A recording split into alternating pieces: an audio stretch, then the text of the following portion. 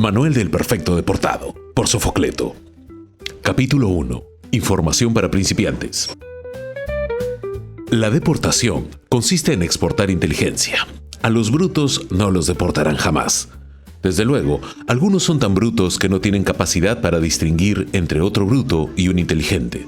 Por lo tanto, cabe la posibilidad de que se cometa el error de confundir a un inteligente con un bruto, deportando al que parece lo que no es y dejando tranquilo en su domicilio al que es lo que no parece. Pero esto, según parece, no es lo que parece, sino lo que parece que es. Si usted, mi querido lector, no ha comprendido las líneas precedentes, puede quedarse tranquilo respecto a la deportación, porque es evidente que no corre el menor peligro. Pero, si las ha entendido hasta sus últimas consecuencias, le sugiero leer este manual con toda la atención posible, ya que sin duda, usted es de los nuestros. Y no sería raro que este mismo año lo tuviéramos en el extranjero haciendo su debut. Comencemos entonces por el principio. Si es que podemos aplicarle dicho término a la deportación, que es la negación de todos los principios y la consagración de los más pintorescos fines. El concepto deportación tiene en castellano varios sinónimos, tanto oficiales como extraoficiales. A saber, expatriar, expulsar, extrañar, desterrar, exiliar, exilar, sacar, echar, erradicar y, neologismo de Gargajerjes, expectorar, que es el más repugnante de todos. Desde luego, el uso y la costumbre dan validez a las palabras, pero lo cierto es que dichos sinónimos, bien visto el asunto, son absurdos entre sí, porque mal puede extrañarse, por ejemplo, a un ciudadano, si al mismo tiempo se le deporta. Al que se le extraña no se le manda a la cochinchina, sino por el contrario, se le hace venir de donde esté. Por otro lado, ¿cómo desterrar a un veneciano, digamos, si en Venecia no hay tierra de la cual distanciarlo? Habría que decir desaguarlo, término que, en puridad conceptual, significaría deshidratarlo, condenarlo a 2 o 3 años de baños turcos o hacerlo orinar hasta morir. Solo se saca al que se ha metido, y quien nace en un lugar no se mete en él, sino, por el contrario, le asiste el derecho legítimo de permanecer donde está.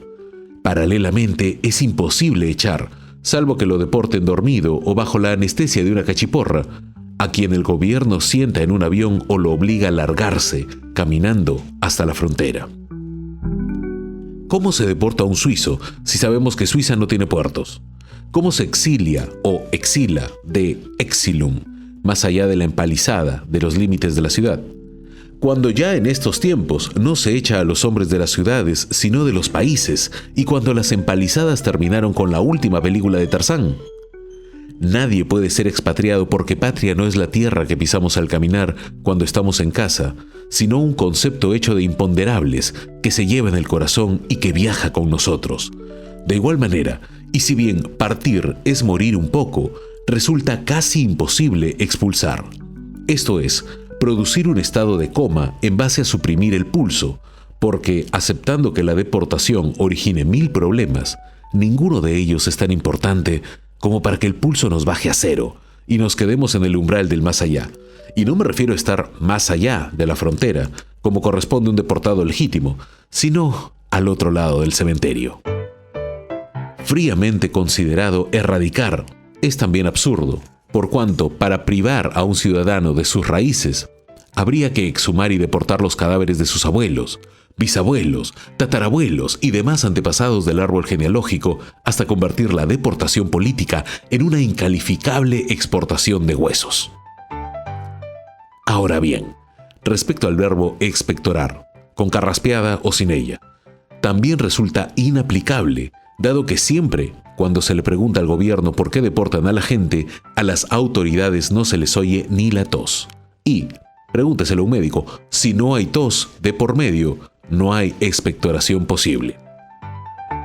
Desde luego, frente a la deportación hay una defensa de tipo legal que se conoce bajo el moto de habeas corpus, que significa algo así como en todas partes se cuecen habas, y que no tiene aplicación alguna en la vida real, porque el deportado sigue dando vueltas en el exterior como un satélite, mientras el gobierno sigue adelante en su campaña deportiva, circunscrita más o menos al siguiente mecanismo.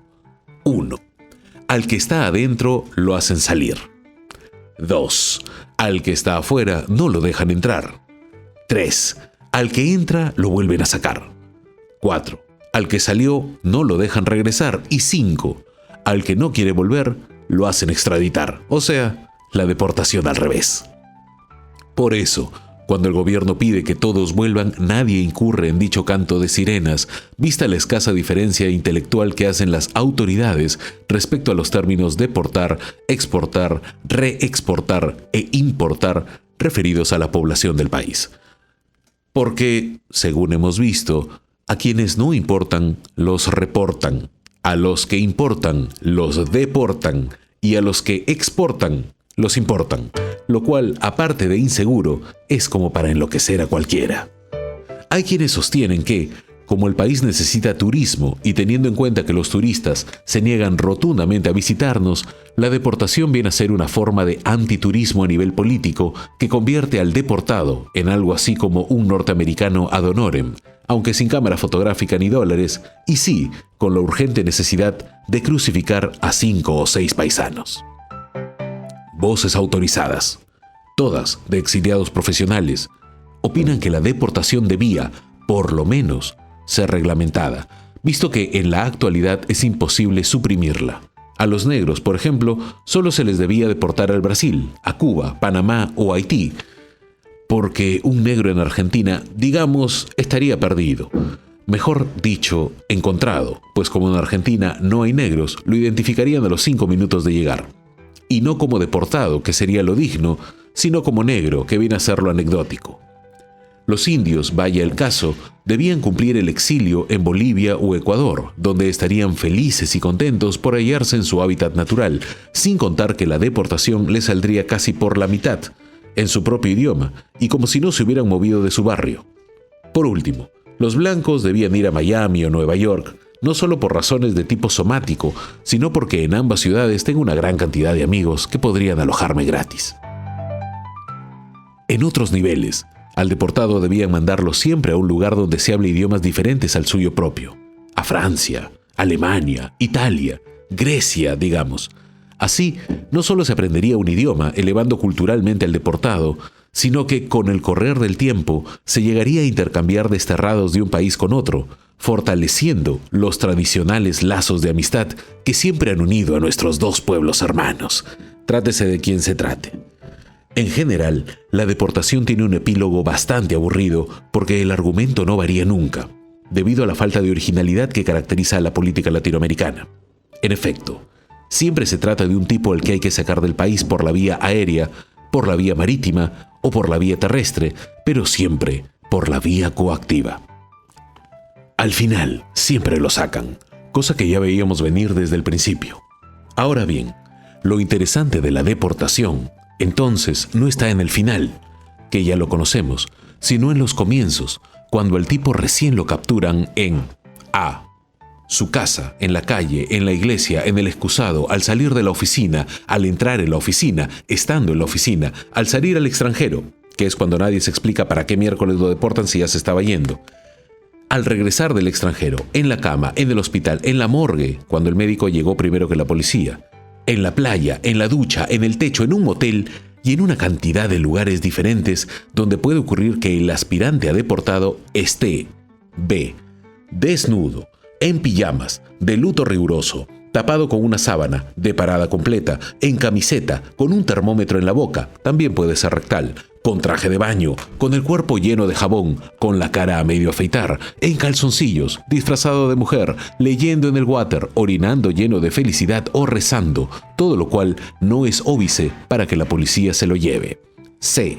Por las malas, por las buenas, por las peores, por las calles, por los techos, por los aires, caminando, corriendo, tapándose con una toalla, maldiciendo al gobierno, pidiendo un calzoncillo, solicitando una camiseta, exigiendo un par de medias, dando gritos, reclamando que llamen a su abogado, jurando que lo han confundido con otro, prometiendo vengarse de todo el mundo con los ojos cerrados o tapándose el cuerpo con una mano atrás y otra adelante, sin que ello logre ablandar, enternecer o impresionar a los de 3, 5, 7, 10, 15, 20, 40, 100, 200 o 1000 policías enviados para garantizar al régimen que, a la hora fijada, dicho pestoso esté sentado en un avión con rumbo desconocido.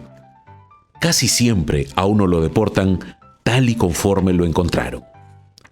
Por ello ocurre que a veces los deportados ofrecen un espectáculo tan desconcertante que sus compañeros de avión no saben si están frente a un loco que viene hablando solo mientras hace gestos asesinos o si se trata de algún número artístico que les está organizando como sorpresa la compañía de aviación.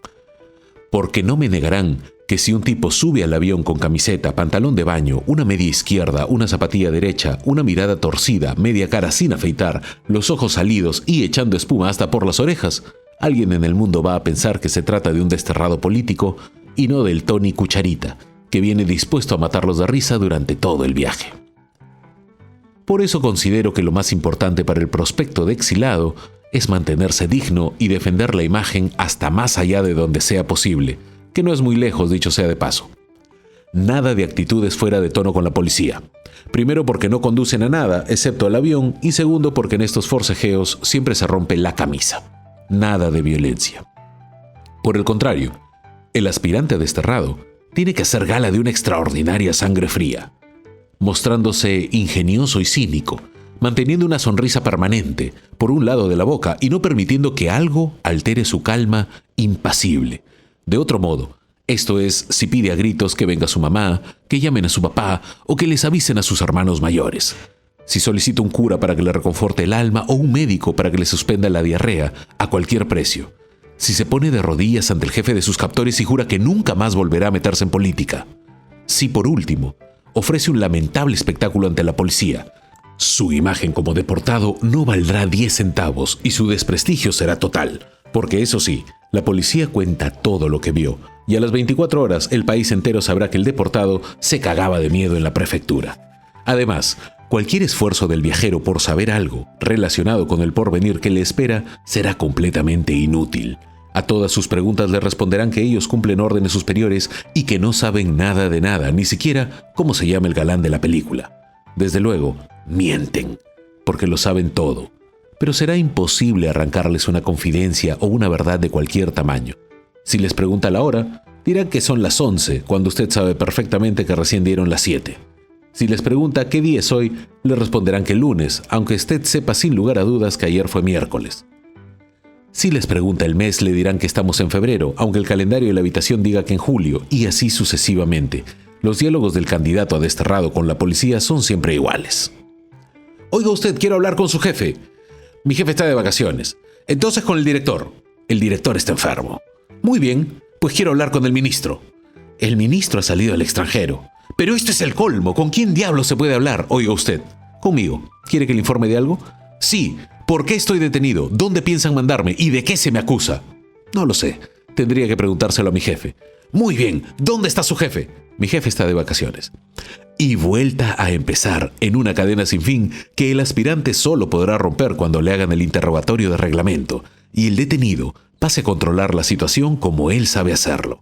Desde luego, mostrarse indiferente es elemental e indispensable, sobre todo cuando sus interlocutores pongan la picana eléctrica sobre la mesa y el más fuerte de ellos comience a remangarse la camisa mientras otro miembro del equipo hace un round de box con su sombra para ir calentando el cuerpo. Lógicamente, no niego que esta mise en scène es impresionante y que le frunce el recto al más macho. Pero quien tiene experiencia en estos menesteres sabe que todo es puro montaje para ablandar al turista de tal modo que no le queden ganas de repetir la experiencia una segunda vez. Al deportado no lo tocan jamás físicamente, ya que un ojo negro o un diente de menos dejarían al gobierno como palo de gallinero porque la foto daría 7 vueltas al mundo. En cambio, la foto de un deportado ileso no alcanza a dar ni media vuelta a la manzana y al final el propio deportado tiene que comprarla para mandársela por correo a un amigo suyo que es director del periódico. Lamentablemente, con estas fotos suele ocurrir dos cosas. O no llegan a su destino, porque todos los gobiernos que deportan abren la correspondencia e interfieren los teléfonos, o sí llegan a su destino, pero el amigo no la publica ni borracho porque sabe la que le espera si en su periódico le hace propaganda al deportado. Un acuerdo tácito entre los regímenes que deportan y los órganos de prensa permite que estos últimos hagan un saludo a la bandera, protestando por la deportación, refiriéndose a los derechos humanos, desempolvando conceptos inoperantes, justicia, libertad de expresión, dignidad humana, etc., y exigiendo, editorialmente, el inmediato retorno de los deportados al suelo patrio. Hasta aquí vamos bien, pues se sobreentiende que el periodismo necesita una fórmula para cumplir con sus lectores y no quedar como una basinica llena ante la opinión pública. Al fin y al cabo, ninguno de estos editoriales tiene el menor efecto sobre el gobierno, que se pitorrea olímpicamente en todos ellos.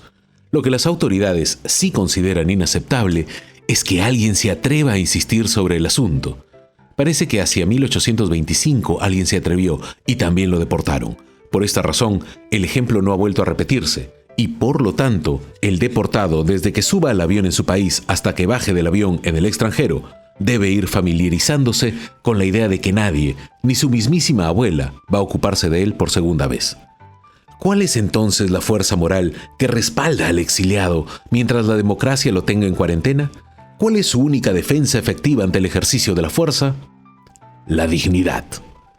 Para comenzar, el deportado, apenas lo detengan, debe poner cara de deportado y asumir una actitud de deportado, esto es, mantenerse erguido, levantar ligeramente los hombros, sumir la panza, fruncir el ceño, sacar el pecho, abrocharse el saco, ajustarse la corbata, cerrarse la bragueta si la tiene abierta, apretar las mandíbulas, subirse las medias, mirar despectivamente todo cuando se le ponga por delante, proyectar hacia afuera el labio inferior en señal de asco y contestar a sus interlocutores mirando 1 metro por encima de sus cabezas. La voz debe ser clara y firme, bajando medio tono para hacerla más grave y hablando poco, porque cuando uno cambia de voz y habla mucho, se le inflaman las amígdalas, como ciruelas. El lenguaje será siempre alturado, aunque uno tenga el vehemente deseo de mandarlos a la mismísima, junto con sus respectivas progenitoras. La argumentación serena, sin distraerse en lo accesorio y yendo siempre a lo esencial. Desde luego, y por ningún concepto, el deportado puede aceptar ni pedir favores, mucho menos solicitar un préstamo a sus captores, porque eso le restaría imagen y le perderían el respeto. El diálogo con ellos apenas debe cubrir lo indispensable. Sugerir, por ejemplo, que el centinela ponga la metralleta con el caño para arriba y no apuntándole a la cabeza, porque estos siempre se adormitan y son muchos los deportados que no alcanzaron a viajar porque a los centinelas se les escapó un tiro mientras bostezaban. A la hora de utilizar el excusado, hay que hacerlo con la mayor dignidad posible. No es recomendable que sus captores vean, por ejemplo, orinar al deportado. Primero, porque es grotesco y le quita seriedad al momento. Y segundo, porque si el chorro sale demasiado rápido van a pensar que uno tiene miedo. Y si sale a duras penas como a gotitas, se convencerán de que estamos con un espanto sensacional. El deportado jamás debe hacer caca en presencia de nadie, ni siquiera en presencia de los eventuales codeportados que participen con él de la misma excursión al exterior, porque esto lo disminuye, lo desautoriza y da lugar a que más tarde cada cual comente el asunto a su manera. Naturalmente, si su centinela tiene órdenes de no perderlo de vista 1 segundo e insiste en compartir con usted el excusado, lo mejor es postergar dicha función fisiológica para mejor oportunidad, salvo que lo tengan más de 1 semana preso. Si se le descompusiera el estómago, olvide los esquemas y resuelva la cosa como pueda, ya que sobre la diarrea no hay nada escrito. Es probable que al salir con rumbo al aeropuerto le ofrezcan una modesta suma de dinero como bolsa de viaje. No la acepte, aunque se le haga agua a la boca, ni permita que se le salgan los ojos de las órbitas al mirar los billetes, como ocurre siempre con los deportados. En los momentos previos a su deportación, el cautivo debe recordar que todas sus palabras serán anotadas, registradas, exageradas, deformadas y transmitidas a la superioridad. Por lo tanto, si usted es de los que se marean cuando viajan por mar, no se lo revele a nadie, porque en caso contrario lo mandarán por barco hasta Manila.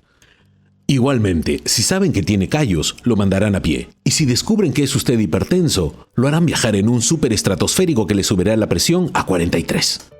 El objetivo del gobierno es hacer sufrir al deportado, y por lo tanto, la obligación esencial del deportado estriba en demostrar a la humanidad que el exilio le importa un pito. Esto se consigue siguiendo un plan de indiferencia perfectamente elaborado, con el cual se concretan 2 resultados sorprendentes. 1. Hacer rabiar al gobierno hasta lo indecible. Y 2. prolongar el exilio hasta el infinito. Lo primero hace que la prensa oficialista nos señale como antipatriotas por vivir más cómodamente en el extranjero que en el país, de ingratos, por no hacer el menor intento para regresar, de agentes de alguna potencia enemiga, por tener sospechosas fuentes de recursos para subsistir sin trabajar, de egoístas, por pensar únicamente en nuestro pellejo, y de insensibles por no demostrar la más elemental nostalgia hacia la patria lejana. Lo segundo hace que el destierro se convierta en algo así como una enfermedad hereditaria, porque con el tiempo y los años, nuestros hijos irán creciendo hechos una especie de híbridos que hablan como extranjeros, que han ido adquiriendo modos y costumbres del extranjero, que poco a poco van perdiendo todo interés por nuestro país hasta que les da una higa regresar o no, y que no se meterán jamás en política, en su nueva patria, para no correr el riesgo de que algún día los deporten a la tierra de sus padres. Aparte de estas dos tentadoras posibilidades, el plan de indiferencia exige que el deportado se haga realista y analice fríamente las verdaderas razones por las cuales se le desterró. Desde luego, a todos nos gustaría saber que previamente a la orden del exilio se reunieron los cabecillas del gobierno y llegaron a la conclusión de que poníamos en peligro la estabilidad del régimen. Es decir, que se trataba de ellos o de uno. Desgraciadamente, la verdad es otra y muy distinta. En general, para no decir en la totalidad de los casos, un destierro no se produce en circunstancias dramáticas, sino, por el contrario, en un ambiente más bien festivo, donde por esos caprichos que tiene el destino, alguien se acuerda de nosotros, poniendo sobre el tapete nuestra última faena política y la habilidad que tenemos para dejar en ridículo tanto al régimen como a ciertas autoridades del gobierno. Ya en plan de matizar la cosa, se cuenta 10 o 12 chistes que nos atribuyen como propios y en todos los cuales aparece como protagonista un personaje con autoridad suficiente como para llevar sus deseos a la práctica, modulando en alta voz estas palabras sacramentales. Qué gracioso, ¿no? A ver, que me deporten a fulano ahora mismo, caracho. Y a uno lo deportan nomás, como es lógico y para el consumo externo. Diremos a los 4 vientos y a quienes quieran escucharnos que nos han deportado por escribir, por pensar, por decir, por hablar o por no estar de acuerdo con quienes cortan el jamón en nuestro país. Pero la verdad es que nos deportó el entusiasmo y nada más. No hay danzas guerreras ni cantos de victoria que como una estela sigan al deportado en su viaje al infinito. No. Ocurre simplemente que lo han sacado del país con la misma indiferencia con que se saca el gato del cuarto de la abuelita. Así entonces, con una visión de lo que significa su deportación, de cuál es su exacta trascendencia y su verdadero origen, el deportado partirá de una base real que le permitirá administrar inteligentemente su exilio. Al avión hay que subir con la mayor altura. Y esto no lo digo por los 30.000 pies a que vuelan los aviones modernos, sino por la dignidad y el porte que todo exiliado debe mostrar en el momento de la deportación propiamente dicha. Es decir, cuando a uno lo llevan en automóvil hasta la escalerilla misma del avión, cordialmente acompañado por 5 o 6 policías, y la escotilla se cierra a nuestras espaldas sin la menor posibilidad de tocar el timbre para que el piloto detenga el avión 2 o 3 cuadras más abajo, en el campo de aterrizaje. En el avión encontraremos una extraña mezcla de simpatía y curiosidad. También encontraremos 2 policías de civil que viajan como si fueran turistas en la parte de atrás y a los cuales pondrán en evidencia no solo sus propios rostros de sospechosos natos, sino algún miembro de la tripulación que nunca falta para pasarnos el soplo. En el avión no hay que aceptar conmiseración ni dinero. Por lo general, rápidamente corre la voz de que vamos deportados y siempre hay un voluntario, en el 90% de los casos uno de los policías que viajan como turistas, que organiza una colecta para ayudarnos económicamente. Ahora bien, sin equipaje, sin un centavo, sin saber qué va a pasar con nosotros cuando lleguemos a tierra extraña, una voz interior nos recomendará aceptar el producto de esa colecta para cubrir los primeros gastos. La tentación será demasiado fuerte, lo admito, pero un frío análisis de la situación, análisis que puede hacer ahora mientras lee este libro y no en el avión mientras lo sacan del país, le hará comprender que aceptar esa ayuda disminuye su imagen, de igual modo que si el policía es quien pasa el sombrero, disminuye la colecta. No, dinero no se puede aceptar.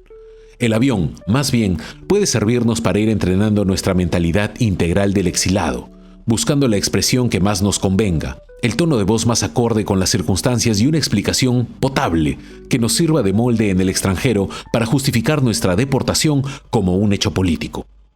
En el avión se nos irán acercando diversos pasajeros, inclusive los 2 policías, para decirnos que están con nosotros. Efectivamente, están con nosotros en el interior de la cabina, pero muchos de ellos nos buscarán con la morbosidad de saber si estamos hecho polvo y lo que pensamos del gobierno.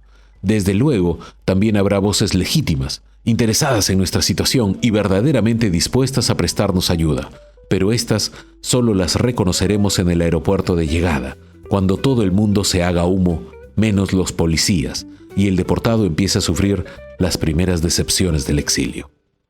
En el avión, a todos los comentarios hay que responder con un murmullo ininteligible que no nos comprometa en ningún sentido, y moviendo la cabeza ligeramente, sin exageración, de izquierda a derecha o de arriba a abajo, a gusto del cliente, cuando a uno le hablen de la crisis democrática por la que está pasando el mundo. Esta frase no falla, y la vienen repitiendo textualmente desde las épocas de mi bisabuelo y mi abuelo, quienes fueron oportunamente empitados y expelidos a Chile cuando dicho país estaba de moda para las deportaciones. A la hora de los refrigerios, en el avión, hay que comer con parsimonía, como si nos repugnara masticar, pero dando cuenta de todo lo que nos sirvan, porque no sabemos cuándo volveremos a comer algo caliente. También uno puede guardar con disimulo en el bolsillo algunas galletitas y cosas no corruptibles, tales como el azúcar. Las calorías son indispensables y sustituyen muy bien a la comida. O el sobrecito de té, que luego nos puede servir para sacarle 14 o 15 tazas, porque nadie imagina hasta qué punto un deportado es capaz de exprimir su economía. Sin perder apostura o dignidad, uno puede entrar en honrados contubernios con el purser del avión o con la azafata. Ambos estarán siempre incondicionalmente de nuestro lado para trasegar con rumbo a nuestro maletín algunos productos alimenticios e inclusive una pequeña encomienda con víveres que, bien administrados, nos permitirán subsistir decorosamente alrededor de una semana. La experiencia recomienda cosechar té, café, leche en polvo, azúcar y esos panecitos aéreos que tardan 5 días en ponerse duros. A los pocos minutos de comenzado el viaje, es recomendable pasar al baño del avión, no solo para asearse en la medida de lo posible, sino para ver lo que uno puede sustraer al consumo de los demás antes que se acabe.